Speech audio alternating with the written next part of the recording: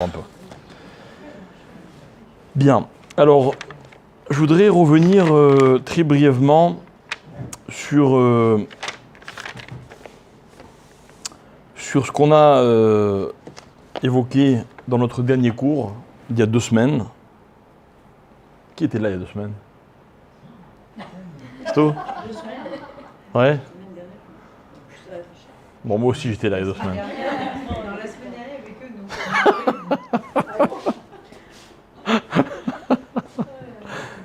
Je sais pas qui fait la pub, mais ça va pas. Excusez-nous, madame. Hein. Alors,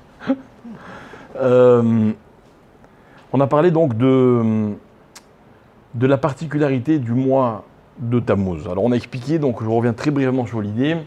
Dans l'année, il y a 12 mois, et chaque mois correspond à un certain nombre de choses qui sont également au nombre de 12. Lorsque Hachem a créé le monde, dans la création, il a créé des séries, d'accord? Et donc, par exemple, il y a une série de choses qui sont au nombre de 12. Il y a 12 mois, il y a 12 mazalot, 12 signes zodiacales, il y a 12 tribus, les 12 œufs. Les œufs. Ah,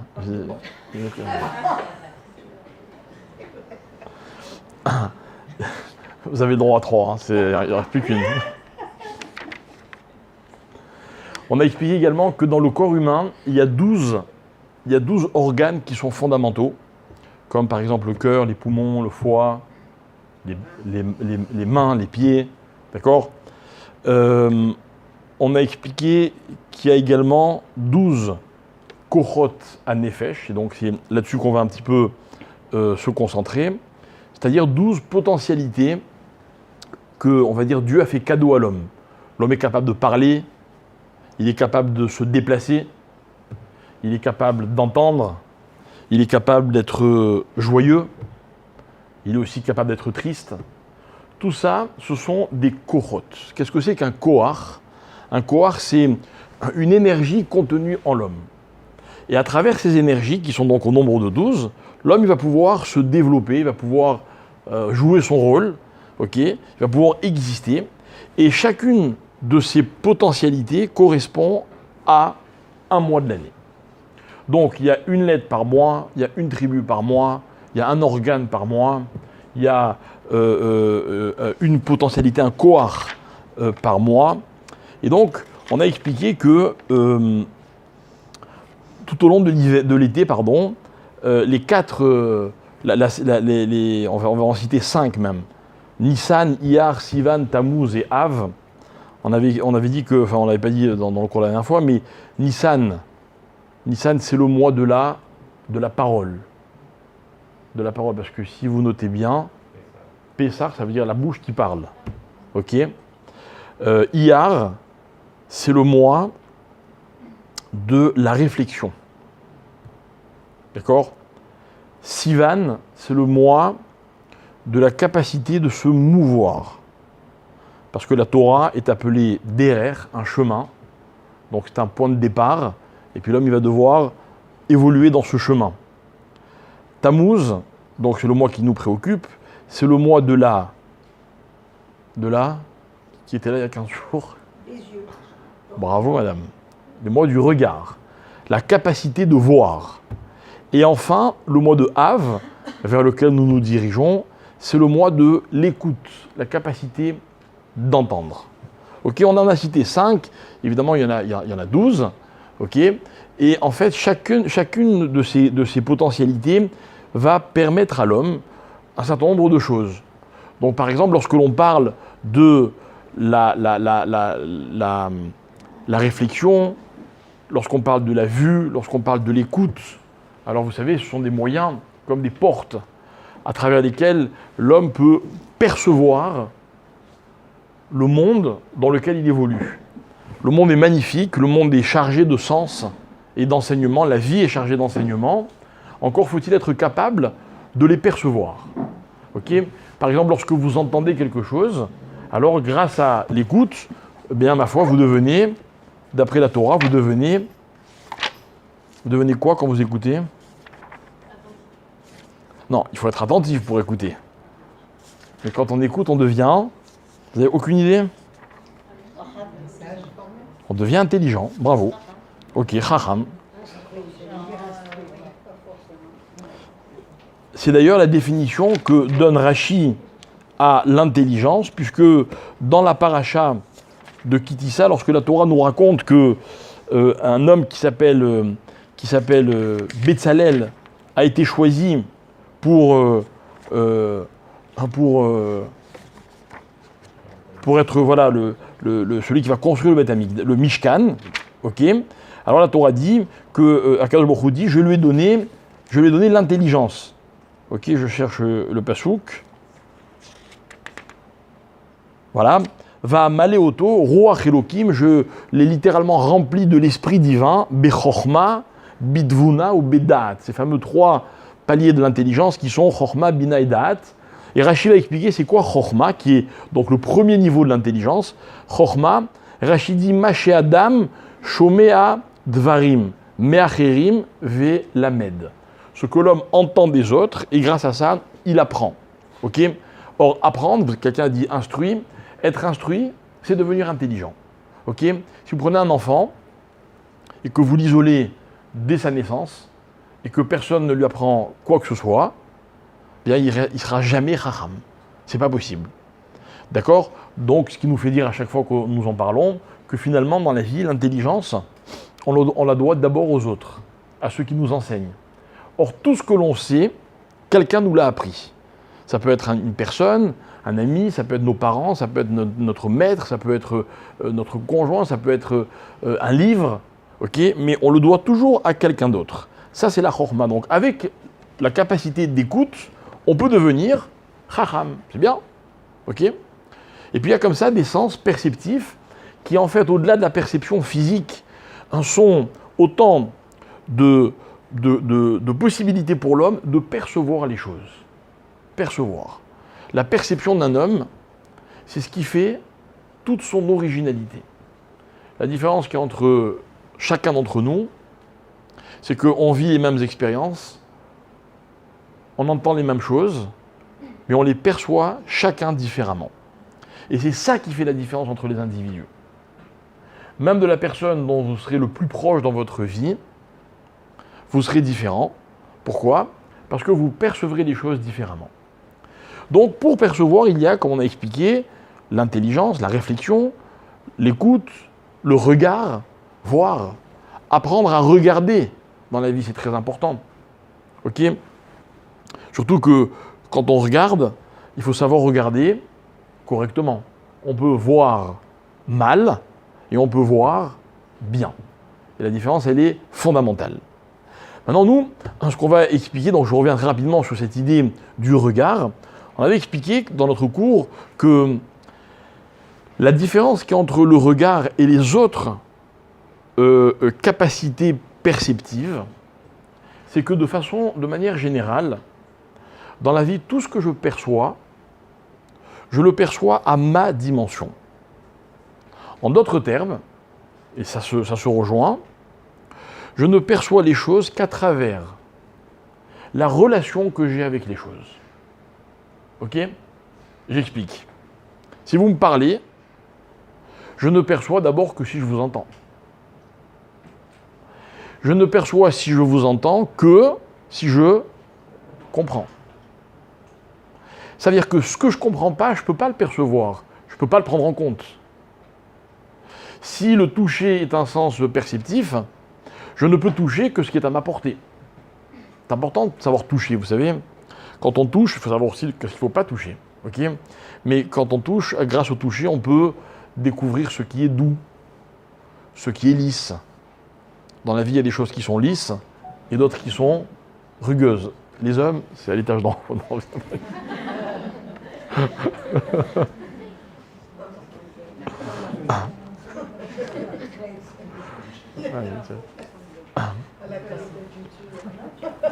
Faites les malines, faites les malines.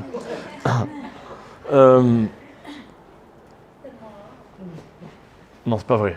Il y a toujours plus de femmes que d'hommes en général, mais là, sur ce, c'est exagéré. Enfin, c'est exceptionnel.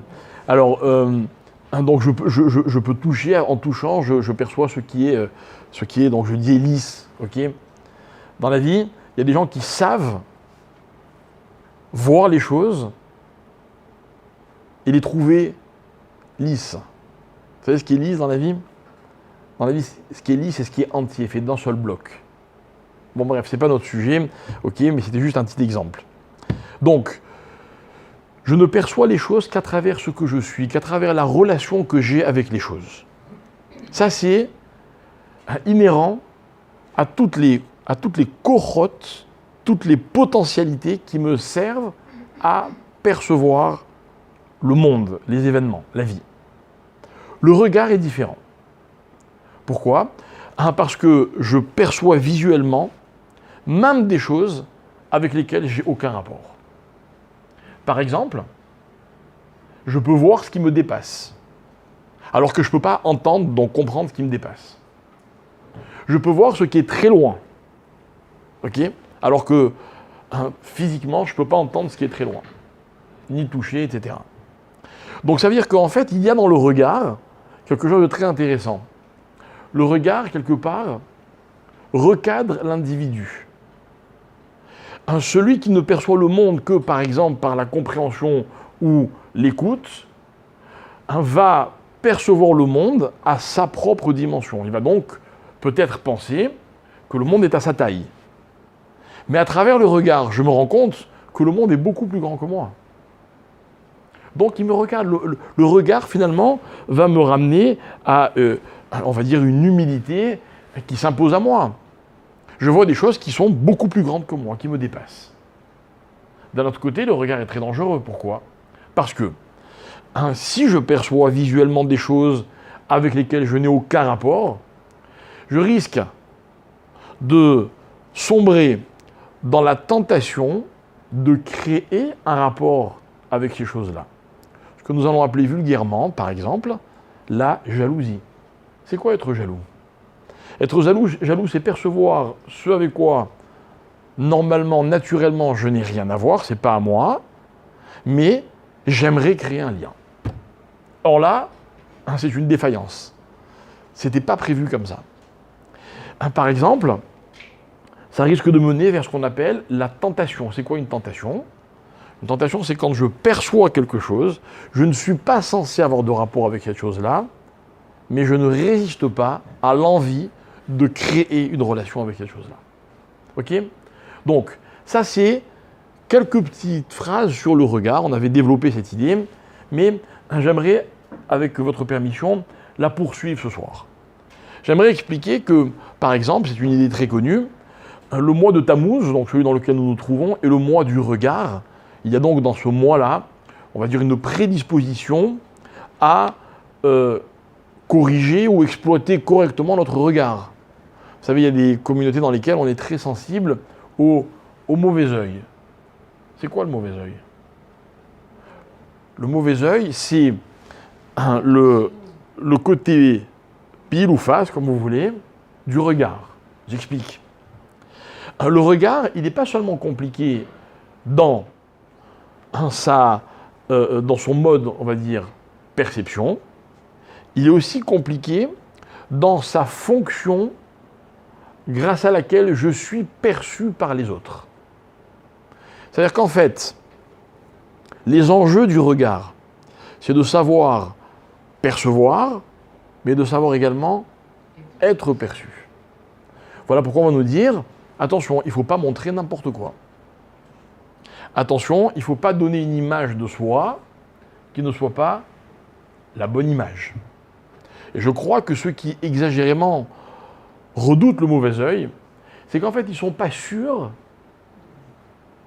du regard qu'ils provoquent chez l'autre. Donc le problème, il vient d'eux. Ça veut dire, gérer le regard, ce serait être capable d'avoir un vrai regard sur la vie, mais également de susciter un regard correct, un bon regard. Et ça aussi, c'est difficile. Le mois de Tammuz, il a cette dimension, il est là pour nous aider justement dans ce domaine. Donc il nous reste une dizaine de jours, 11 jours précisément, pour en profiter. D'accord? Maintenant, le mois qui suit est le mois de Av. Le mois de Av, c'est celui qui correspond justement à l'écoute.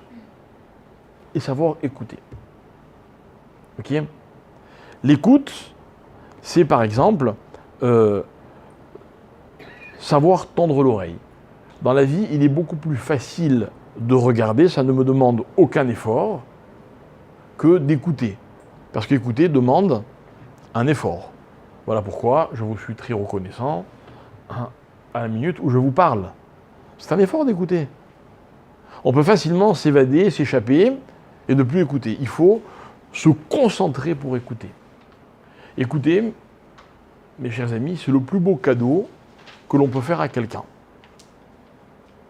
Les gens qui font notre environnement, ce dont ils ont le plus besoin, ce qu'ils attendent le plus de notre part, c'est qu'on les écoute.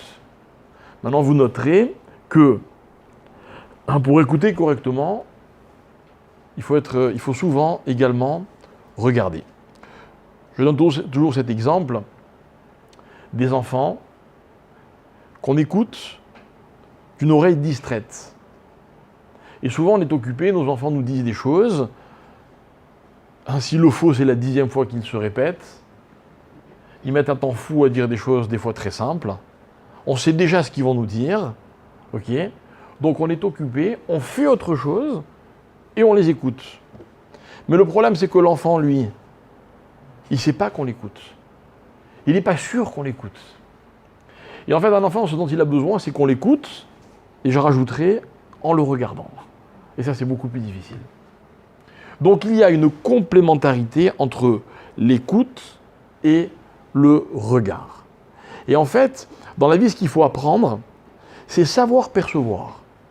Percevoir, ce n'est pas une faculté dont on dispose, et puis on est là que pour en jouir, ou que pour en faire ce que l'on veut. Non.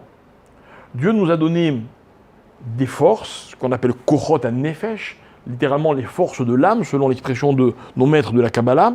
Et en fait, il y a de notre part un vrai travail à fournir pour être capable d'exploiter ces facultés, ces potentialités, pour nous-mêmes nous réaliser.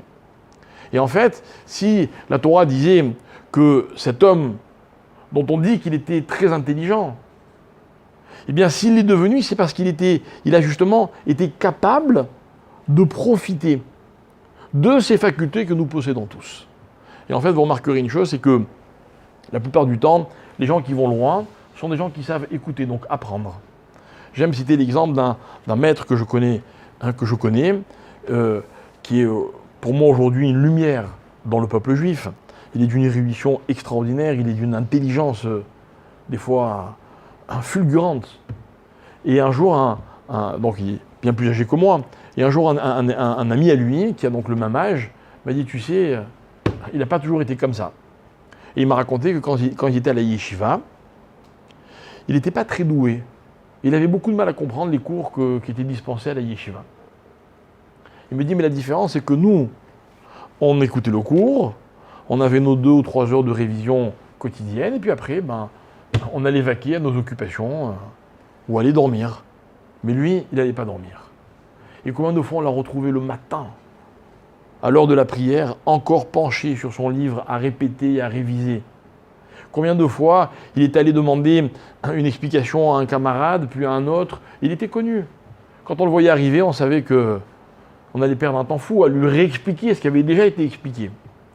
Et il termine son récit en me disant, et aujourd'hui, il nous a dépassés à tous.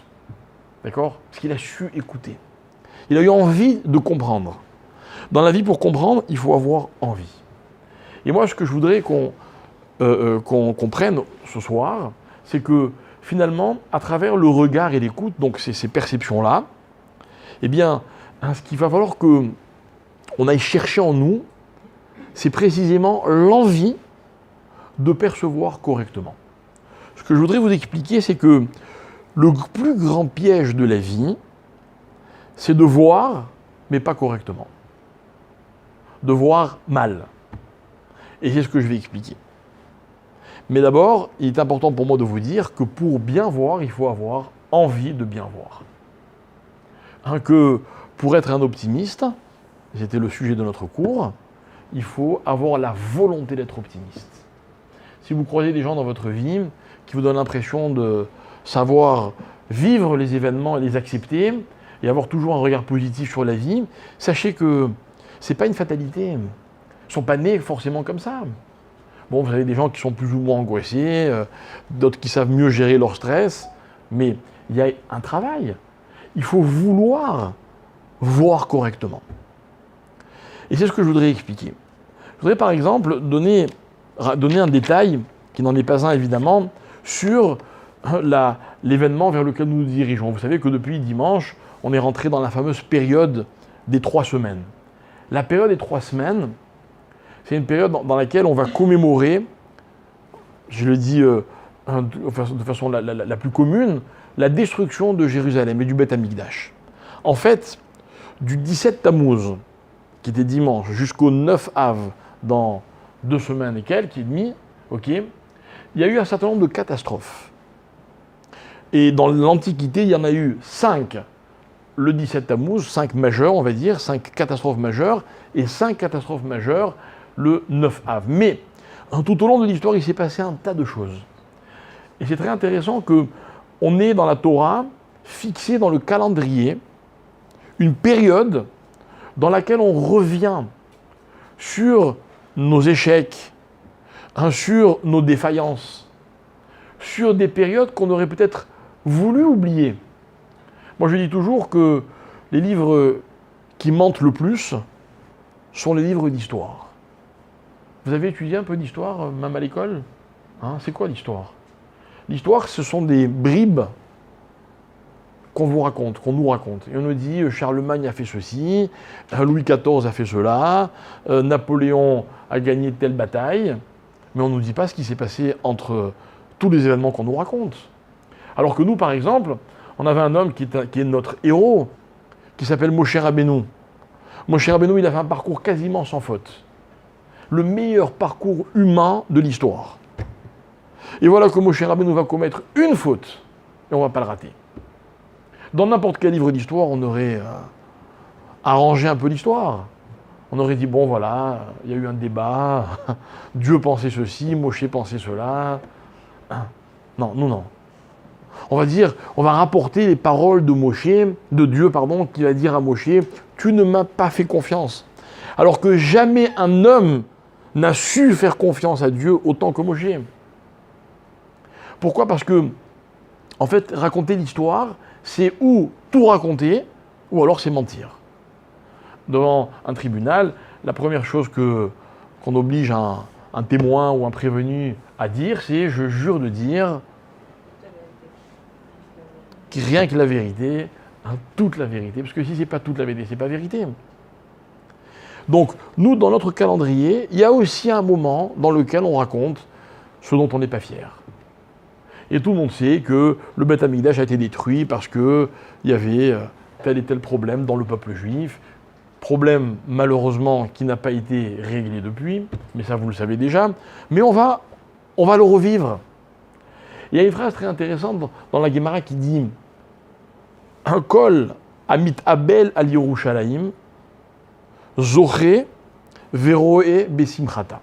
Le texte dit comme ça, tout celui qui s'endeuille sur Jérusalem mérite de voir sa construction. Ça, je vois littéralement. Ok ? Je vous pose une question. On arrive à Tisha B'Av dans quelques jours. Ok ? Tisha B'Av, normalement, on est censé pleurer l'absence du Beth Amikdash. Je vous pose une question sincère, simple. Vous vous voyez pleurer pour Jérusalem, vous ? Tel Avivien que vous êtes. Enfin, je pleure même à Jérusalem. Franchement, le Beth Amikdash nous manque. Franchement. Vous savez, moi j'adore quand on me pose des questions sur la période du Mashiach. On me dit, quand le Mashiach va venir, est-ce qu'il va toujours y avoir ceci et cela ? Genre, en fait, on a très peur que les changements soient tellement radicaux qu'on perde tous nos repères. Quelque part, on n'est pas si mal sans le Mashiach. Ok ? Et le Beth Amikdash, il ne nous manque pas autant que ça. Alors pourquoi pleurer le soir de Tisha B'Av? Et en fait, le problème, hein, mes chers amis, c'est que le Beth Amikdash ne nous manque pas parce qu'on ne vit pas le deuil de Yerushalayim. Parce que on ne s'habitue pas à réaliser qu'il nous manque quelque chose. En général, dans la vie, quand quelque chose nous fait défaut, on va tout faire pour éviter de trop y penser. C'est mauvais pour le moral. Mais là, c'est différent. Là, la Gemara dit, attention, tu veux ressentir ce que c'est Jérusalem, eh bien, sois en deuil. Sois en deuil. On a 3 semaines, vous savez que dans ces 3 semaines, il y a un certain nombre de minagim. Il y a des ashkénazes dans la salle. Quelqu'un est ashkénaze? Personne. Moitié. Très bien. Vous savez que chez les ashkénazim, on est très sévère. Pendant 3 semaines, il n'y a pas de musique, pas de mariage, pas de chérianou. On ne se coupe pas les cheveux, on ne se rase pas. D'accord? Moi, je viens personnellement d'une famille séfarade, manque de bol, enfin, ou peut-être que c'est de la chance. Mon père a décidé un jour d'être extrêmement marmire, c'est-à-dire d'être rigoureux pendant cette période. Et il nous a toujours demandé de ne pas écouter musique, de ne pas nous couper les cheveux. C'est pour ça qu'excusez-moi, je suis un peu négligé ce soir. Non, vous devriez me dire ça se voit pas, c'est pas grave. Mais parce que on va faire toutes les khumrot. On va faire toutes les khumrot. Et pourquoi on va faire les khumrot? Parce que il nous disait toujours, mais c'est notre seule chance de réaliser que Jérusalem nous manque. Vous voyez? C'est comme quelqu'un, par exemple, qui serait en train de jeûner à Kippour et qui regarderait constamment sa montre en se disant vivement que ça se termine pour que je puisse aller manger ce que je me suis préparé. Il n'a rien compris à Kippour. Celui-là, en fait, qu'est-ce qu'il fait? Il fait abstraction du sens de cette journée. Et bien pour nous, c'est pareil. Celui qui voudrait ne pas trop exagérer dans le deuil de Jérusalem, ben en fait, il fait abstraction de Jérusalem. Alors on va vous dire, mais dites-moi, c'est vraiment interdit de... Vous êtes sûr qu'on ne peut pas... Voilà, le quotidien d'un rabbin pendant les 3 semaines de deuil. Ok? Ok. Maintenant, le texte de la Gemara dit la chose suivante. Il ne dit pas, celui qui s'endeuille sur Jérusalem reverra sa construction, ou verra sa reconstruction, pardon. Il dit, celui qui s'endeuille, zoré, mérite, verroué, au présent. Pourquoi au présent? Parce qu'en fait, même ce qu'on a perdu dans la vie, c'est un bonheur de l'avoir eu. Et je préfère être un juif en deuil d'avoir eu Jérusalem et de ne plus l'avoir, qu'être un juif qui n'est pas en deuil, parce que pour lui, Jérusalem n'a jamais signifié grand-chose. Vous avez compris? Je pense que c'est valable chez tout le monde, mais moi, quand un jour j'ai perdu mon père, eh ben pour rien au monde, j'aurais échangé ma place. Je préférais, et je l'ai ressenti très fort quand ça s'est passé, être en deuil du père que j'ai eu, même si je ne l'ai plus aujourd'hui. Finalement, dans la vie, c'est ça, vivre pleinement, intensément son sort, ce qu'on est. C'est que quand ça nous manque, on est triste. Mais dans la vie, des fois, il vaut mieux être triste. Ce que je disais tout à l'heure au début de notre cours. Parmi les 12 potentialités que possède l'homme, il y a la tristesse. La tristesse aussi, c'est important. C'est important de réaliser ce qu'on a et ce qu'on n'a pas. Mais, encore une fois, tout va être une question de regard. Quel regard je porte sur les choses? Donc, pendant le mois pendant cette période, nous allons pleurer la destruction de Jérusalem. Est-ce que vous savez à quel jour de la semaine le Beth Amikdash a été détruit? Shabbat. Presque. Motzei Shabbat. En fait, la Gemara raconte cette fameuse histoire dans le traité de Echin, page 11. La Gemara elle dit que ça s'est passé un Motzei Shabbat, elle raconte comment ça s'est passé, etc., etc. Ok. Cette année aussi d'ailleurs, c'est un samedi soir. Ok. Alors, en quoi c'est important? Qu'est-ce que ça change? Et en fait, ce qui est très intéressant, c'est que nos maîtres vont développer cette idée, ils vont dire qu'en fait, le Motzei Shabbat, écoutez comme c'est logique, ça va même vous paraître un peu trop facile. Mais le mot Motsei Shabbat, ok, donc on l'appelle, le samedi soir on l'appelle dans la tradition, la sortie du Shabbat. Toute la nuit de samedi soir s'appelle la sortie du Shabbat. Pourquoi ? Parce qu'on considère dans la tradition que toute la semaine, on va vers le Shabbat. Mais le samedi soir, c'est le seul moment de la semaine dans lequel on s'éloigne du Shabbat. Ok ? Rappelez-vous cette histoire intéressante que raconte la Guémara dans les discussions qu'il y avait entre Beth Shammai et Beth Hillel. Vous savez, ces deux Chachamim qui n'étaient jamais d'accord. J'ai une question. On ne s'éloigne pas du Shabbat jusqu'à mardi ? Non. Vous allez voir justement, c'est l'histoire que j'allais vous raconter. On raconte que Shammai, tous les dimanches, quand il sortait de chez lui et qu'il allait vers sa yeshiva, il traversait le marché. Et dans le marché, sur le marché, il y avait des étalages avec des fruits, des légumes. Alors il regardait les fruits et légumes, et quand il trouvait un beau fruit, il achetait. Et il disait, celui-là, c'est pour Shabbat. Ok ? Le lundi, lorsqu'il retraversait le marché, il trouvait un fruit encore plus beau que celui de la veille. Alors, il achetait le deuxième fruit en disant, celui-là, il est pour Shabbat, et il mangeait le lundi le fruit qu'il avait acheté le dimanche. Et le mardi, pareil. Et mercredi et jeudi. Et vendredi, il trouvait toujours le plus beau fruit de la semaine. Et Hillel, il faisait différemment.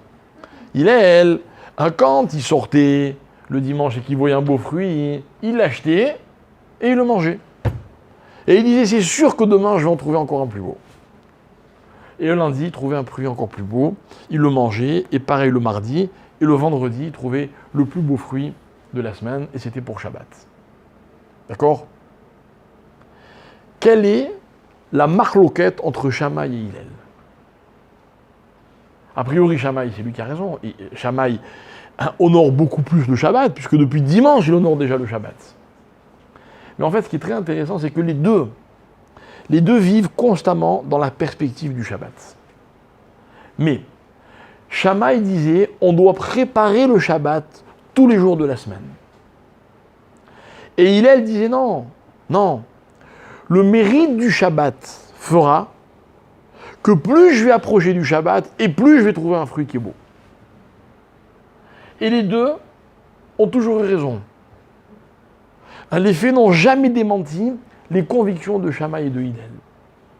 Maintenant, quelle que soit la discussion que posaient ces deux maîtres, nous, ce qu'on retient comme leçon, c'est que finalement, dans la vie, aller vers le Shabbat, c'est le programme de toute la semaine.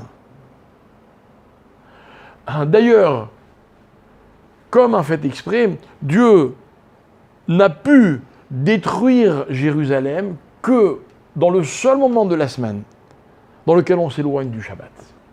Parce que c'était pas compatible. Parce qu'on ne pouvait pas imaginer une relation, un rapport entre la destruction de Jérusalem et la dimension du Shabbat. C'est un petit exemple. C'est pas ce qu'on appelle le pshat des choses. Mais c'est pour dire qu'en fait... C'est peut-être les Grecs qui n'ont pas osé. Les Romains n'ont pas osé. Peut-être. Ou peut-être que non. Ok ? Toujours est-il que la destruction du Beth Amikdash, vous savez ce que c'est ? C'est un moment de l'histoire dans lequel on est privé de perspective. C'est quoi samedi soir ? C'est quoi Motsei Shabbat ? C'est le moment de la semaine où on est encore trop imbibé du Shabbat qui vient de passer pour déjà se projeter dans le Shabbat qui vient. Voilà pourquoi le samedi soir, on est un peu triste. Ok ? Voilà pourquoi les gens s'excitent le samedi soir. Ils vont essayer de noyer leur chagrin de différentes façons. Nous, on fait Melavé Malka. Vous voyez, il y en a qui abusent sur la Melavé Malka. Ok ? En tout cas, c'est ça l'idée. Et l'idée, c'est que la destruction du Beth Amikdash, c'est précisément le moment dans lequel il n'y a pas de perspective. Et je vais expliquer ce que ça veut dire, quel rapport avec le Shabbat. Il y a une question que se posent les Chachamim, okay, que j'avais un jour entendu, moi, au nom d'un maître qui s'appelle le Ramak, qui était un élève du Harizal. Posez une question, il disait la chose suivante. Combien de temps a duré la création du monde? Attention, la création effective. 6 jours ou 7 jours? 6. Le 7e, ce n'est que l'aboutissement de la création. Ok, attention, il y a un problème. C'est que si la création effective n'a duré que 6 jours, alors comment le Shabbat a été créé? Regardez, la particularité, on va dire, en un mot, la définition du Shabbat, c'est l'interdiction de créer. C'est ça le repos. La Torah me dit, Dieu s'est reposé le 7e jour. Mais s'il s'est reposé, alors qui a créé le 7e jour? Comment est arrivé le 7e jour? Non, c'est pas le premier, c'est le dernier dans le récit de la Torah.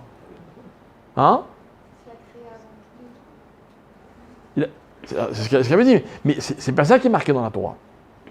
Il y a marqué qu'une fois qu'il a terminé toute la création en 6 jours, l'aboutissement de cette création, c'est le moment qui s'appelle un Shabbat, qui veut dire se reposer. Ok, Akadosh Baruch Hu, ou Shabbat, il s'est reposé. Mais alors s'il s'est reposé, comment a-t-il été créé? C'est un mystère, un vrai mystère. Une question.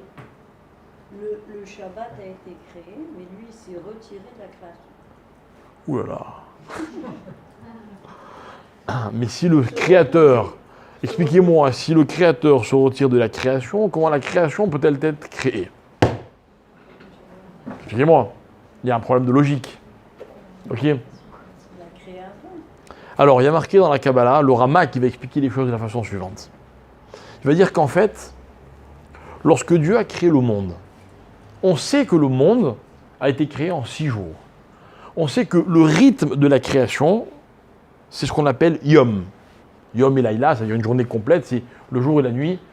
Ça dure combien de temps un jour et une nuit? 1000. Non, non d'accord, pas au niveau historique. En heures, ça dure combien de temps un jour et une nuit? Qui a décidé? D'où ça vient 24 heures? Cherchez dans la Torah, vous ne trouverez pas.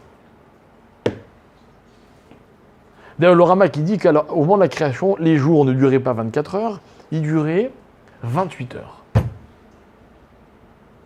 Ils duraient 28 heures, mais en réalité, normalement, la création était censée durer 7 fois 24. Ça fait combien 7 fois 24? 7 fois 24, ça fait combien? 168, n'est-ce pas? Ok. Enfin, vous ne saviez pas non plus.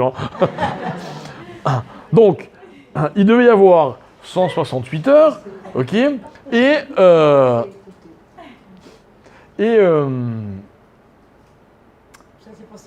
ça c'était pour 7 jours, d'accord? Il y avait 168 heures à diviser en 7 jours. Mais en réalité, le programme, c'était pas le suivant, c'était pas comme ça. En réalité, les 168 heures étaient censées durer 6 jours. D'accord? Ça fait combien? Par jour?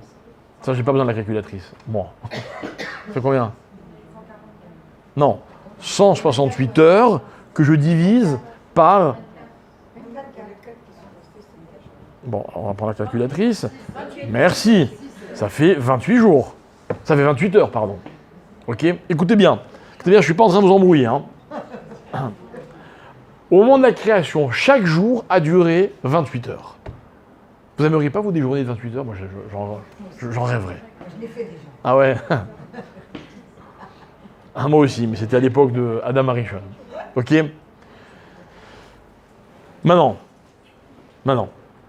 quand est arrivé le Shabbat? Regardez comme cette histoire est belle.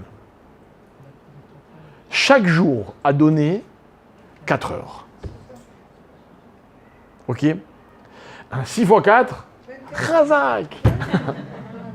Et donc, grâce aux 6 jours, on a créé le 7e. Et à partir de ce moment-là, les jours vont durer 24 heures. Ok? C'est bien que si nous raconte, celui-là. Mais qui a décidé que c'était 28? C'est moi. Non, c'est pas qui a décidé 24, vous avez décidé c'était 28. Madame, je vais vous dire quelque chose. Vous allez faire le calcul. Je vais vous dire quelque chose. Qui a décidé, si je peux me permettre, c'est jamais une bonne question. Non. Je vais vous expliquer comment il faut poser la question. Il faut poser la question d'où on sait. D'où on sait. C'est-à-dire, quelle est la source de ce que je suis en train de vous dire? Ça, c'est une question. Ok? Genre, ok, tu viens m'inventer que c'était 24 heures, puis c'était 28, c'est redevenu 24. D'où tu tiens ça? Je n'invente rien. Pourquoi je n'invente rien? Parce que si vous voulez vérifier, vous allez dans le livre de Qoéleth, si je ne me trompe pas, dans lequel il y a un chapitre qui dit 24 fois, ou 28 fois, d'accord, et ceci, et cela, et l'isroc, et l'ivkot. Il y a un moment pour pleurer et il y a un moment pour rire. Dommage, je n'ai pas le texte sous les yeux, c'est dans Qoéleth, pardon. Ok, dans Qoéleth, le 3e chapitre, ok, où c'est marqué, il y a marqué toutes ces choses-là. Si vous avez 2 minutes, comment?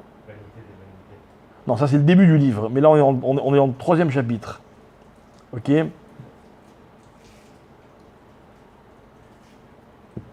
Donc si voilà, il y a marqué et la ledette et la mout. Dieu a créé, alors il y en a 1, 2, 3, 4, 5, 6, 7, 8, 9, 10, 11, 12, 13, 14, 14 et 14, 28.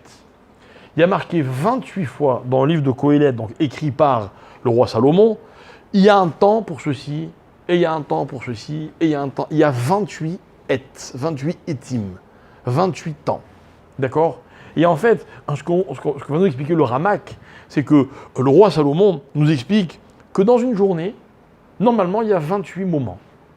Et il y a un moment pour naître, un moment pour mourir.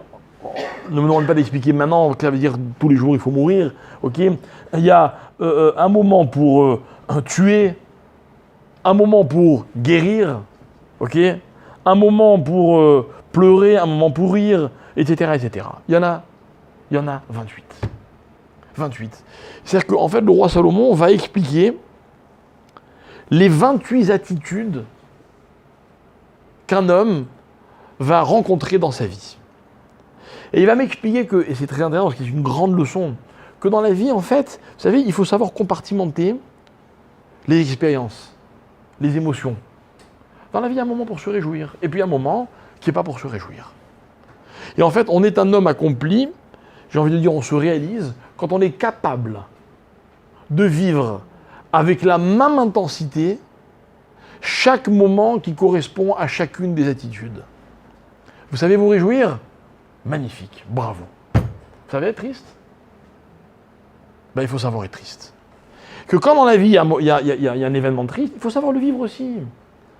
Vous savez, être triste, ça ne veut pas dire se mettre par terre et pleurer. Être triste, ça veut dire savoir vivre une tristesse, lui donner un sens. Il y a des gens qui ne savent pas se réjouir. Je connais des gens, par exemple, s'ils n'ont pas un verre d'alcool, ils ne savent pas se réjouir. Je les plains de tout mon cœur, sincèrement. Ok? Il y a des gens, s'ils n'ont pas réuni toutes les conditions, on va dire, d'agrément physique ou matériel, ils sont incapables d'être joyeux. Je les plains de tout mon cœur. Dans la vie, il faut savoir vivre les expériences. Il y en a 28. À la fin de la création, écoutez bien, regardez comme l'idée elle est belle. Pour que le monde puisse se réaliser, les jours, qui sont aussi des éléments de la création, vont comprendre qu'ils doivent chacun donner une part d'eux-mêmes pour atteindre cette dimension qui s'appelle le repos, c'est-à-dire la non-création, alors le monde sera abouti. Donc ils vont donner chacun 4 moments. Et quels sont les moments que les jours vont donner au Shabbat? Alors, le Rav va expliquer qu'ils vont donner... Il y en a un qui s'appelle Et Shalom, Il y en a un qui s'appelle Et les Ehov. Donc shalom, c'est la paix. Les Ehov, c'est aimer. Il y en a un qui s'appelle l'Arshot, avec un chet. C'est quoi l'Arshot? L'Arshot, c'est se taire. Ok? Ou parler en chuchotant, c'est-à-dire sans faire de bruit. Il roche peut-être. Non, en hébreu de la Torah, c'est l'Arshot. Ok? Mais vous savez, en hébreu moderne, c'est Ilrosh. Et le quatrième, c'est Et Lishmor. C'est quoi Lishmor? Hein? Mais c'est quoi garder? C'est quoi l'attitude qui s'appelle garder? L'attitude qui s'appelle garder, écoutez bien, c'est se retenir. Ok? Se retenir. Voilà d'ailleurs pourquoi on dit Shomer Shabbat. C'est quoi un Shomer Shabbat? Celui qui sait ne pas vivre pendant Shabbat comme on vit toute la semaine. C'est quoi faire Shabbat? C'est savoir se taire. On ne parle pas à Shabbat comme on parle tout au long de la semaine. Ok? Tout au long de la semaine, vous pouvez parler de politique, vous pouvez parler d'argent, vous pouvez parler d'un tas de choses qui n'ont rien à voir avec Shabbat. C'est un sacré boulot. Sur soi, de savoir ne pas parler de ce qui ne concerne pas le Shabbat. Les Ehov, aimer, je n'ai pas besoin de vous dire. Le Shabbat, il n'y a plus de patrons et d'employés. Il n'y a plus de juifs comme ceci ou de juifs comme cela. On est censé vivre tous ensemble. Et enfin, Shalom, puisqu'on va se souhaiter Shabbat Shalom. Le Shalom, le Shabbat, pardon, est de la dimension de Shalom. Alors, c'est ça qui est intéressant. Ce qui est intéressant, c'est que toutes ces choses-là vont être données au Shabbat.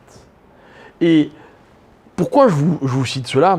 Pour vous expliquer que le Shabbat, c'est la dynamique qui va animer toute la semaine. Parce que si j'ai enlevé ces 4 dimensions dans les jours de la semaine, mais pourtant on en a besoin tous les jours, mais étant donné qu'on les a fait cadeau au Shabbat, donc toute la semaine, on va devoir se tourner vers le Shabbat pour trouver cette dimension. Moi, en semaine, je peux découvrir ce que c'est le Shalom. Vous savez pourquoi? Parce que je me tourne vers le Shabbat. Le Shabbat, c'est pas un moment que je vis quand ça commence et que j'arrête quand ça se termine. C'est un moment qui change ma semaine. Vous savez, quand on veut savoir si quelqu'un... on peut compter sur son témoignage, par exemple, quand on célèbre un mariage. Ok, quel est l'indice? L'indice, c'est est-ce qu'il est chômeur Shabbat? Et moi, vous savez, le nombre de fois, on m'a dit, mais alors, je connais des gens qui ne sont pas chômeurs Shabbat et qui sont 1000 fois mieux que d'autres qui sont chômeurs Shabbat. Peut-être. Ni eux, ni moi, nous sommes capables d'expliquer qui est bien et qui ne l'est pas. Mais le Shabbat, c'est un indice déterminant. Pourquoi? Parce que être chômeur Shabbat, c'est pas que 24 heures par semaine. On est chômeur Shabbat tout au long de la vie. Parce que toute la vie, on vit dans la perspective du Shabbat. C'est pas un cours sur Shabbat, mes chers amis, donc voilà pourquoi je ne vais pas plus m'étendre sur ce sujet qui pourrait nous intéresser, nous captiver pendant des heures. Mais ce que je veux expliquer, c'est que dans la vie, la perspective, on en a déjà parlé dans des cours précédents, la perspective, c'est toute l'intensité de la vie. On avait expliqué une autre fois que la différence qu'il y a entre Tov et pas Tov, c'est que Tov, c'est une expérience qui mène vers une autre expérience. Dans la vie, on vit tous des moments stériles et on vit aussi des moments qui sont féconds. C'est quoi un moment fécond? C'est un moment que l'on vit, mais qui ne se terminera pas quand il va s'arrêter. L'exemple que j'aime vous donner, c'est celui d'un cours de Torah. Ok? Quand on vous donne un cours de Torah, c'est pas pour que vous passiez un moment agréable. Si c'est le cas, tant mieux. Mais un cours de Torah, il est censé prendre tout son sens au moment où il se termine. C'est là que je vais dire, j'ai appris ceci, demain dans ma vie, je vais rencontrer une circonstance, et je vais me dire, mais j'ai appris dans un cours que... Et le cours, finalement, il m'accompagne. C'est-à-dire que le cours, l'enseignement dans la vie, c'est une perspective. Sinon, c'est un moment qui n'est pas tov. Si dans la vie, vous vivez une expérience, quelle qu'elle soit, et puis quand vous rentrez chez vous, c'est terminé, elle n'existe plus, alors elle n'était pas tov. C'est toute la différence qu'il y a entre une mitzvah et une avéra. C'est ce que c'est une faute? Une faute, c'est un moment qui est limité dans le temps. J'ai fait telle chose. Et après, je suis passé à autre chose. Vous remarquerez que souvent, la mitzvah et la avera sont un même acte. Mais dans les bonnes circonstances, c'est une mitzvah, dans les mauvaises, c'est une avera. Et alors, quand c'est une mitzvah, c'est un acte qui m'amène vers quelque chose. L'exemple pour moi le plus flagrant, c'est par exemple les relations interdites entre hommes et femmes. Okay, c'est quoi une relation interdite qui est une avera? C'est quand il n'y a pas de perspective. On a passé un bon moment, la Torah ne dit pas le contraire, mais qui ne sert à rien, qui ne mène vers rien. Alors que le même acte, quand il est dans son élément, eh bien, il est censé mener vers quelque chose. Pas forcément la conception d'un enfant, mais un amour qui se développe, qui est en train de grandir à travers le couple. Ça s'appelle une perspective. Vous voyez? C'est une mitzvah. Une mitzvah, c'est quand j'ai de l'argent et j'en donne une partie à quelqu'un d'autre. Je sors d'un territoire qui m'était propre et je vais vers quelqu'un d'autre. Ça, c'est tov, etc., etc. Donc, la perspective, c'est ce qui fait que dans la vie, les moments que l'on vit sont tov. La destruction de Jérusalem, c'est un moment dans lequel il n'y a plus de perspective. C'est quoi un deuil? Un deuil, c'est la disparition de quelqu'un. Jusqu'à présent, il pouvait faire des projets, et puis maintenant, il ne peut plus en faire. Et vous savez que même quand il reste une seconde de vie, il y a encore un projet à faire. Parce que des fois, c'est justement le dernier moment qui est le plus important. Mais dès que ce dernier moment est passé, il n'y a plus de projet. Il n'y a plus de perspective. Et c'est ça qui est difficile dans la vie. Vous savez, mes chers amis, moi je vais vous dire, pas peine d'aller consulter les psys ou les je sais pas quoi, ni de prendre des antidépresseurs. Vous voulez que je vous dise qu'est-ce qui est déprimant dans la vie? C'est le manque de perspective. Mais dès qu'on a des projets, dès qu'on est tourné vers autre chose, dès qu'on n'est pas concentré que vers soi-même, on ne sait pas ce que c'est, nous, la dépression. C'est vrai, les gens qui sont dans le bien n'ont pas le temps d'être déprimés. Ils n'ont pas le temps. Il y a tellement à faire pour tous ceux qui nous entourent. Donc on n'a pas le temps. Ok? La destruction, c'est l'antithèse de la perspective. C'est le samedi soir. Alors, il y a un très beau texte dans la paracha de Lech Lecha, avec Avraham Avinu, qui pour moi est une source d'inspiration, et je voudrais qu'on l'étudie à travers ce qu'on vient d'expliquer, et comme ça on aura compris un peu la leçon que viennent nous apporter les jours que nous vivons. La Torah me raconte que Abraham va vivre un moment justement un peu de dépression. Okay? Abraham n'a pas d'enfant, il est âgé, sa femme est âgée, elle est stérile, donc il a l'impression qu'il n'y a pas de perspective. Okay? Alors il est triste, d'autant plus que Dieu lui fait des promesses. Alors Dieu lui dit, mais enfin, elles me servent à quoi tes promesses? J'ai pas d'enfant. Alors Dieu va lui dire plusieurs fois, tu auras une descendance, etc. Mais regardez, il y a un moment qui est particulier. Dans toute cette histoire, ce qui va se passer, c'est que Dieu et Abraham vont sceller une alliance, ce qu'on appelle Brit Ben Abbetarim, littéralement l'alliance entre les morceaux. D'accord? Dieu va demander à Abraham de faire des sacrifices, de couper les bêtes en plusieurs parties, de passer entre les parties, bref, peu importe. Okay? Et là, Dieu va s'adresser à Abraham. Écoutez ce qu'il va lui dire.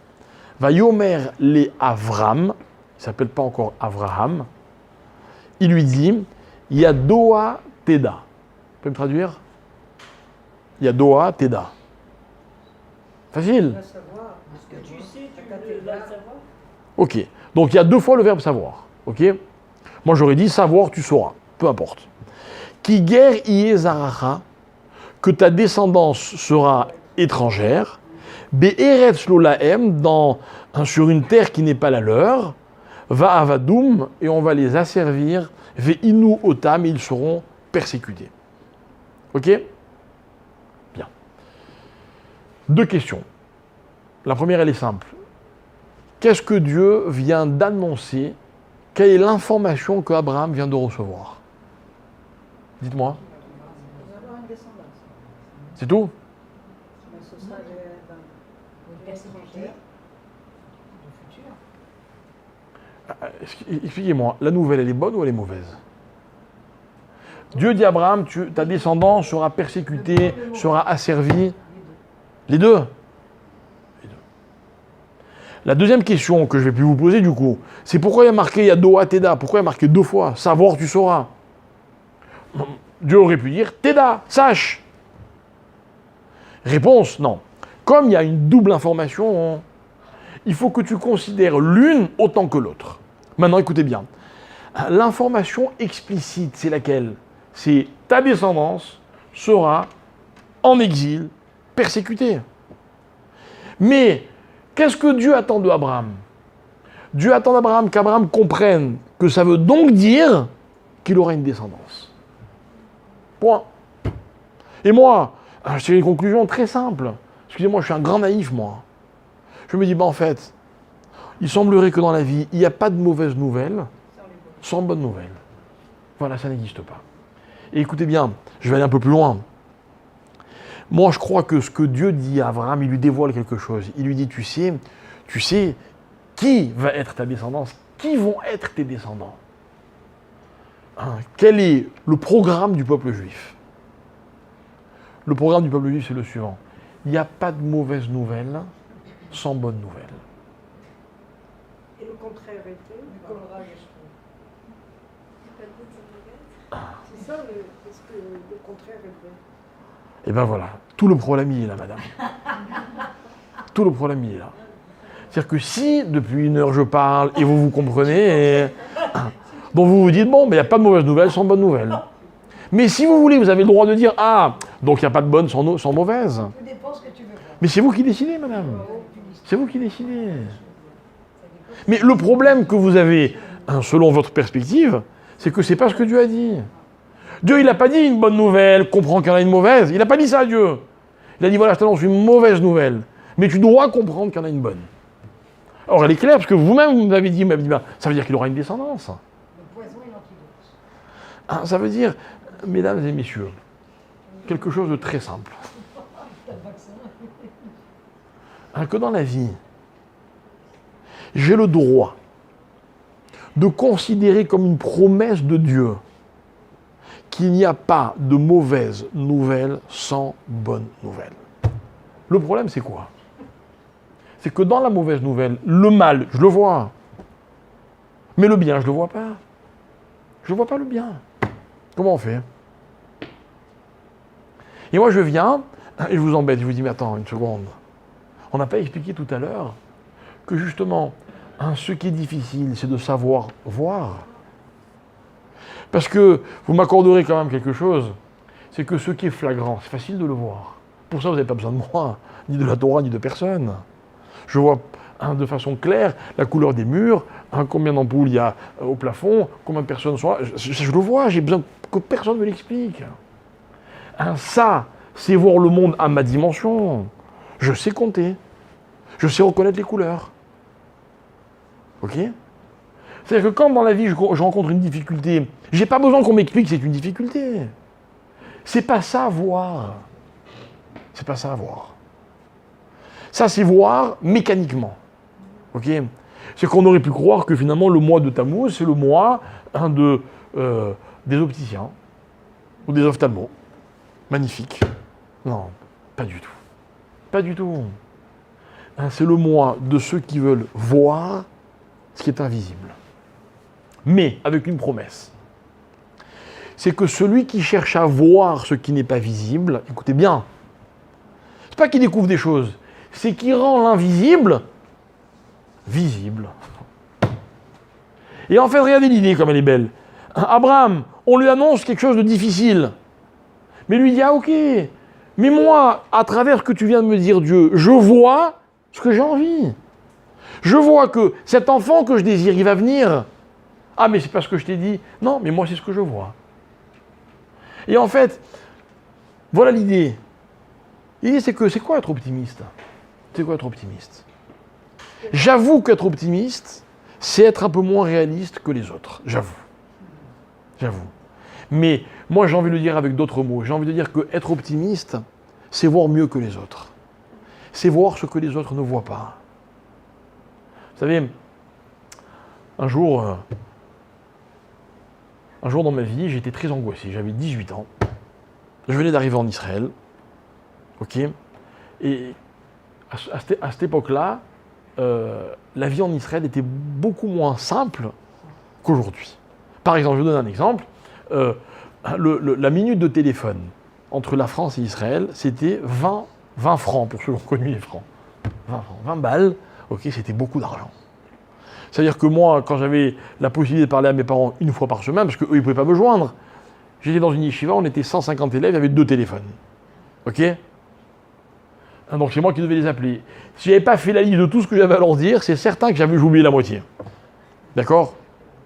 Et là, je me dis, j'atterris en Israël, je me dis, bon, enfin, il peut se passer n'importe quoi chez moi, je ne suis pas au courant, quoi. Je suis complètement déconnecté. Moi qui étais tellement collé à ma mère. Ça n'a pas changé. Ok ? C'était très difficile. J'étais dans une yeshiva, il n'y avait que des Israéliens, je ne connaissais personne. Je ne comprenais rien. J'avais appris l'hébreu depuis l'école, mais quand vous arrivez en Israël, entre l'hébreu que vous connaissez à l'école et celui qui se parle dans la rue, il y a un décalage terrible. Bref, un manque de perspective dramatique. J'étais vraiment pas frais, comme on dit. Ok ? Le rav de la yeshiva, qui était un ami à mon père, qui étudiait avec moi, avec beaucoup de gentillesse tous les jours et tout, il me voit donc comme ça un peu en rasera, il me dit « Qu'est-ce qui t'arrive ?» Je dis « Rav, c'est pas évident, vous comprenez ?» Ok ? À cette époque-là, quand j'étais arrivé en Israël, je n'attendais qu'une seule chose, c'est de repartir en France. Franchement, ça ne m'intéressait pas du tout de rester en Israël. C'était très difficile. Les billets d'avion, c'était fortune. On ne voyageait pas comme aujourd'hui. Bref. Personne ne rêvait de ce qu'on appelle aujourd'hui le téléphone portable. C'était même pas un projet. Les gens n'avaient pas de téléphone. Voilà, non, Les gens attention. attendaient 7 ans pour avoir le téléphone. Quand moi j'avais 18 ans, pas tout le monde avait 18 ans, mais bon. En tout cas, c'était très compliqué, pas du tout comme maintenant. On D'accord ? ne appeler que 2 fois dans l'année. Voilà. Bref. Vous savez ce qu'il me raconte, le Rav ? Il me dit, mais mon cher, c'est pas grave. Il me dit, voilà, il y avait un Rav, une histoire très connue, qui, comme ça, avait connu des déboires et des difficultés dans sa vie, ok ? Et un jour, avec toute sa sagesse, il s'était fait graver une espèce de bague, d'accord ? Et sur cette bague, il avait fait graver 3 lettres. Gimel, Zayin, Yud. C'est quoi Gimel, Zayin, Yud ? C'est les initiales de Gam, Zé, Yahavor. Genre, ça aussi, ça va passer. Il me dit, mon cher, dans la vie, tout passe. Je dis, écoutez, Rav, c'est pas du tout ce que j'ai envie d'entendre maintenant. Mais alors, pas du tout. Il m'a énervé grave. C'est vrai, quoi. Quelqu'un qui est dans Rasra, tu tapes sur l'épaule, tu t'inquiète pas, ça va passer, c'est pas du tout un kiff. Ok ? Il avait raison ou pas ? Il avait raison. 1000 fois raison. Bien sûr. C'est ça l'intelligence. L'intelligence, c'est quoi ? C'est de voir ce qui n'est pas visible. Ce qui n'est pas visible. Vous savez, nous, on préconise, par exemple, de se marier très jeune. Ok ?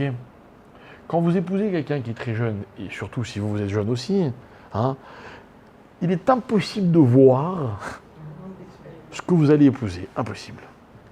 Vous épousez un enfant, une enfant. Bon, on s'est mariés, on était des enfants. Mais nos parents, qui avaient des lunettes un peu spéciales, nous disaient, tu peux y aller. Ils avaient des critères, peu importe, c'est pas le sujet. Qui vous intéresse d'ailleurs pas du tout. Ok ? Mais eux, du haut de leur perspective, ils nous disaient, aujourd'hui tu peux pas voir. Mais un jour tu verras. Ce que nous disaient nos grands-mères toute notre vie, tu verras. Tu verras. Mais en fait, nous, ce qu'on rêve, c'est pas de tu verras, on rêve de voir maintenant. Et bien qu'à cela ne tienne. Finalement, ce que je veux expliquer, moi, c'est que celui qui veut voir, eh bien qu'il voit. Celui qui ne voit pas l'absence de Jérusalem, eh ben, il ne la voit pas, il ne peut pas la voir. Celui qui veut, eh ben, il peut la voir. Voilà ce que me disait la Gemara. C'est-à-dire, ce moment qui s'appelle la destruction, qui est justement un moment où tout ce qui manque, c'est la perspective, parce que c'est ça un deuil, c'est ça une destruction. Eh bien, moi, je transforme en perspective. Je n'ai pas inventé le concept, du tout. L'histoire a été racontée un jour au nom de Rabbi Akiba. Vous vous rappelez ? Rabbi Akiva débarque à Jérusalem après sa destruction. Il est avec quelques amis qui sont eux aussi les Tanaïm de la Mishnah, et puis ils aperçoivent un petit renard qui sort des ruines de Jérusalem. Et là, tous les Chachamim s'effondrent. Comment? Un endroit aussi saint, aussi kadosh, là où le Kohen Gadol, il amenait le sacrifice le jour de Kippour, etc. Un petit renard se balade. Et l'Agma raconte, et Rabbi Akiva se met à rire. Alors tout le monde lui demande, Rabbi Akiva, pourquoi tu ris? Et lui dit, et vous, pourquoi vous pleurez? Il dit, enfin, comment tu veux qu'on pleure pas quand on voit ce que l'on voit? Et il dit, ben justement, vous savez ce que je vois moi? Je vois que dans les prophètes, il y avait deux prophéties. Il y en avait une qui disait qu'un jour, Jérusalem serait détruite, et une qui disait qu'un jour, Jérusalem serait reconstruite.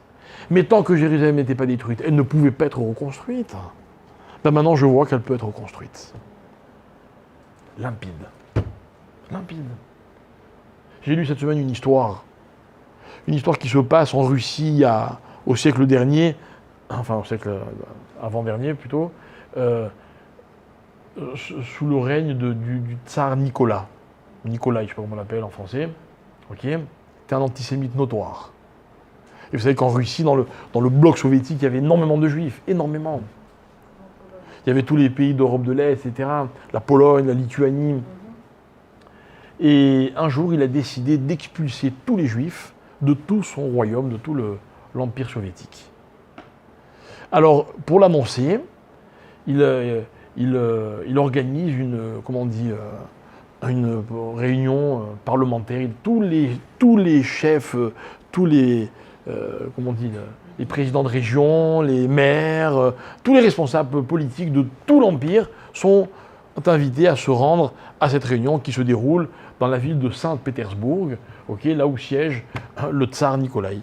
Et il demande à son ministre de l'Intérieur, il dit voilà, tu vas faire un discours dans lequel tu vas expliquer toutes les catastrophes dont les Juifs sont responsables.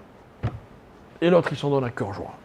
Et quand tout le monde est réuni, il fait son fameux discours dans lequel il crache son venin, et pendant 2 heures, montre en main, il dit voilà, ça, c'est à cause des Juifs, et ça, c'est à cause des Juifs, et ça, c'est à cause des Juifs. Et le tsar, lui, il se fait un kiff. Pourquoi? Parce que de loin, il observe tous les Juifs, et il les voit au fur et à mesure se décomposer, se liquéfier littéralement. Pourquoi? Parce que tous les Juifs ont compris, qui étaient présents, tous ont compris que ce discours était annonciateur de décisions terribles à l'encontre du peuple juif. Et le tsar, il fait un kiff. Et il les voit littéralement s'effondrer un après l'autre. Et puis tout d'un coup, il se rend compte qu'il y avait, parmi les Juifs, un homme qui était un rave, qui s'appelait le rave Iskovitch, le rave Moshe Iskovitch, si je ne me trompe pas. Et lui, au lieu de pleurer, au lieu de se décomposer, il sourit. Et plus l'autre il parle, et plus il sourit. Et le tsar, il est interloqué, et puis il observe la scène, etc. Et au bout d'un moment, il craque. Il interrompt le discours de son ministre, il se lève, donc vous imaginez la scène, devant des centaines de représentants, il se lève, un silence de mort dans la salle, tout le monde tremblait, le tsar, il avait le droit de vie et de mort sur qui il voulait. Il contourne toute l'assistance, et il arrive, il se positionne, il se met devant ce fameux Rav Iskovitch. Il dit, dis-moi toi, comment tu t'appelles? Il dit, je m'appelle Rav Moshe Iskovitch, et je viens de la ville de Volojine. Volojine, c'est la ville dans laquelle il y avait un grand Rav qui s'appelait le Rav Chaim Mivolojine, qui a créé la première yeshiva des temps modernes. C'est quoi la première yeshiva des temps? On l'appelle la mère des yeshivot. C'est la première institution dans laquelle les élèves étaient invités à étudier, et ils étaient nourris, logés, blanchis. Et c'est le Rav qui se préoccupait d'aller chercher des fonds par des donateurs pour que les élèves puissent étudier tranquillement. Et il a dit, c'est comme ça qu'on sauvera la Torah dans les générations qui vont suivre, jusqu'à aujourd'hui. Et d'ailleurs, cette yeshiva, elle est très célèbre, pas seulement parce que c'est la première, parce qu'elle a fermé. Et vous savez pourquoi elle a fermé? Comme ça pour la petite histoire. Hein. Elle a fermé parce que tous les donateurs un jour sont allés voir le Rav Chaim Volojine et ils lui ont dit, écoute, nous on est d'accord de continuer à financer la yeshiva à une condition. Il faut qu'ils étudient également des matières profanes. Et lui a dit, il n'en est pas question. Alors au début, ils sont passés de 1 heure par jour à 1 heure par je sais pas quoi, 1 heure par semaine. Et il a dit non. Ils ont dit attention, on arrête. Il dit, il n'y a pas de problème, arrêtez, je ferme la yeshiva. Et il a fermé la yeshiva. Et on a appris grâce à ce Rav Chaim Volojin que pour étudier la Torah, quel que soit le nombre d'années que ça dure, mais quand on étudie, on doit faire que ça. On ne peut pas faire autre chose. On ne peut pas s'imprégner de la Torah si dans la vie on a ça et autre chose. Après, on va entretenir. Après, c'est important de travailler, d'avoir un métier, de faire un tas de choses que je n'ai pas besoin de vous expliquer, et puis tout en continuant à étudier le plus régulièrement possible, etc. Mais quelqu'un surtout un jeune qui dit je vais étudier, ce soit 1 an, 2 ans, 5 ans, peu importe, mais quand il étudie, il faut qu'il fasse que ça.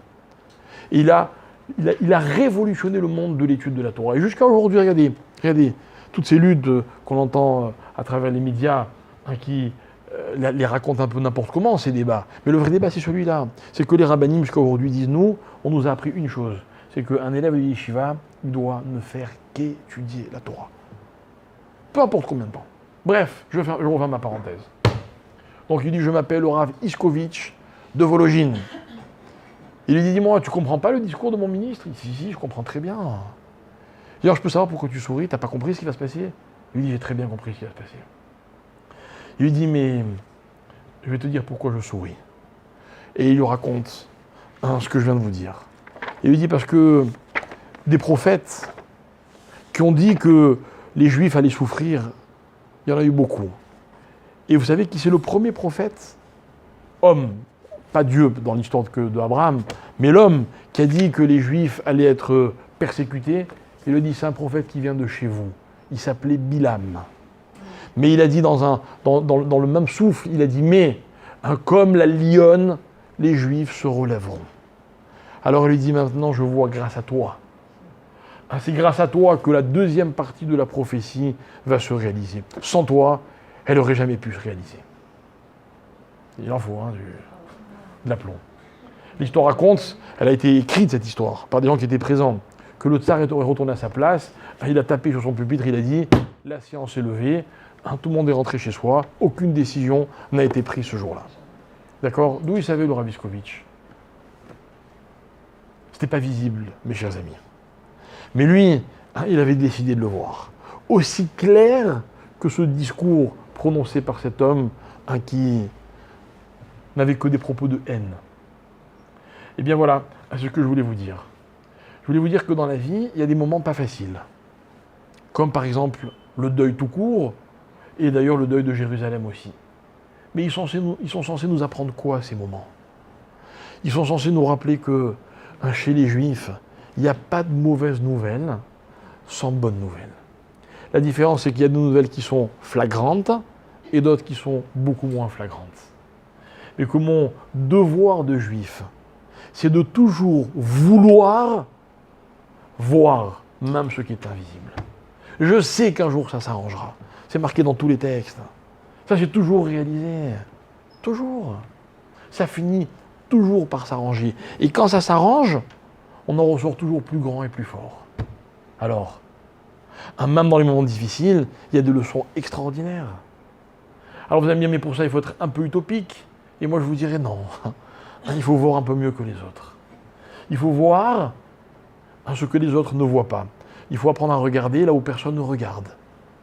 Vous savez, je dis toujours, moi, quand je célèbre une choupa, enfin, je dis pas toujours, mais souvent, parce que souvent, j'ai en moi une émotion très forte qui se renouvelle. Vous savez, quand le khatan, et surtout quand la kala arrive sous la choupa, qu'est-ce qui se passe?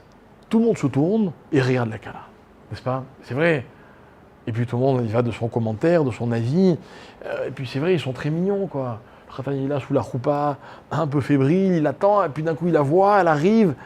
Bref, tout le monde connaît ce moment. D'accord? Que je vous souhaite de vivre, à ceux qui ne l'ont pas encore vécu, très vite. Vous savez ce que j'aime regarder, moi? Non. J'aime regarder les parents du khatan et de la kala. Parce que là, je vois chez eux un regard qui est absolument incroyable. Vous savez ce que c'est, ce regard? C'est pas celui du moment présent, c'est celui de la perspective. Pas forcément la perspective du moment, mais la perspective de toutes ces années dans lesquelles ils ont élevé leurs enfants, dans lesquelles ils ont espéré, dans lesquelles ils ont été convaincus qu'un jour ils arriveraient à ce moment-là. Hein? Ça, c'est de la joie. Ça, c'est un moment qui est, ce qu'on appelait tout à l'heure, qui est fécond, qui est porteur de perspective. À la limite, le Khatan et la Kala, ils sont, j'ai envie de dire, trop préoccupés par le moment qu'ils sont en train de vivre. On ne peut pas attendre d'eux que, pourtant, ils ont pris la décision, justement, de créer un avenir. Mais là, maintenant, tout de suite, il ne faut pas trop les embêter, quoi, vous voyez. Mais les parents, eux, non. Eux, ils savent. Ils savent, voilà, que nos enfants sont en train de construire ce que nous avons un jour construit. Magnifique. Et dans la vie, c'est ça. C'est ça, la construction, c'est la perspective. Et la perspective, elle est facile. Dans un mariage, dans les beaux moments de la vie, quand tout se passe comme on a envie que ça se passe. Mais serions-nous capables d'envisager cette perspective, même dans les moments difficiles? Alors peut-être que nous serons comme Abraham Avinu, qui au moment où Dieu lui a dit « ils vont souffrir », Abraham a dit « ah donc ils seront là, ça me suffit ». Et on est là. Et des milliers d'années après, on est encore là, et l'histoire se répète sans arrêt, parce qu'il y a des moments très difficiles, et puis après tout s'arrange. Puis après, de nouveau, vous voyez, ça tourne sans arrêt. Ça tourne sans arrêt. Mais nous, notre force, c'est que ce soit dans les beaux moments de la vie ou dans les moments un peu plus compliqués, nous, on a toujours choisi et décidé d'être dans la perspective, d'être dans l'optimisme. Rappelez-vous qu'on est optimiste quand on décide, quand on a envie d'être optimiste. Et je suis désolé pour ceux qui n'arrivent pas à l'être. La seule chose qui leur manque, c'est de le vouloir. Et quand on veut, c'est toujours possible. Alors on vit 3 semaines difficiles, mais croyez-moi, si on les vit correctement, on en ressortira beaucoup plus grand et beaucoup plus fort. Voilà.